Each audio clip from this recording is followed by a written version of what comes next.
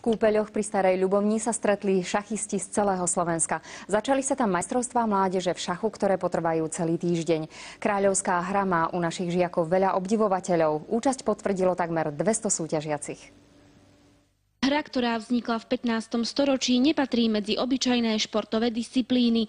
Ako jediná cvičí pamäť a zlepšuje logiku, je dobré s ňou začať už od 4 rokov. Šachy sú mentálnym športom. Napriek tomu je dobré, keď je šachista v dobrej fyzickej kondícii. A je preukázané, že výsledky v škole majú šachisti lepšie. Tak určite niektoré vlastnosti sa tým cvičia, tým šachom. Oni sa musia vedieť sústrediť. Ako každý šport, aj šach má svoje pravidlá. Ich porušenie sa trestá diskvalifikáciou. Viac ako diskvalifikácie sa dnes súťažiaci obávali svojich súperov. Kamaráti mi už poradili, hovorili, že rýchlo hrá súper, tak budem rozmýšľať. Podľa sily supera, takže teraz som nervózny. Ja sa nebojím. Dúfam, že vyhrám. Trošku mám trému. Musia hrať podľa oficiálnych pravidiel. Cieľom hry je dať mat superovmu kráľovi.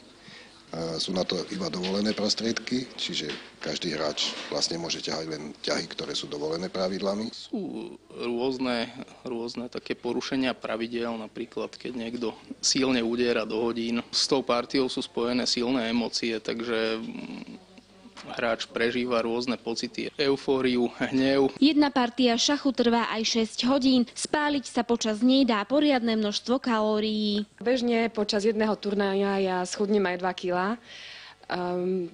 Neznamená to ale, že to nahradza fyzický šport. Určite deti potrebujú sa ešte aj nejak inak vyvetrať, zahrať si futbal, tenis, zaplávať si. Majstrovstvá v šachu potrvajú celý týždeň. Žiaci tak každý deň budú súperiť so svojimi rovesníkmi v niekoľkohodinových dueloch.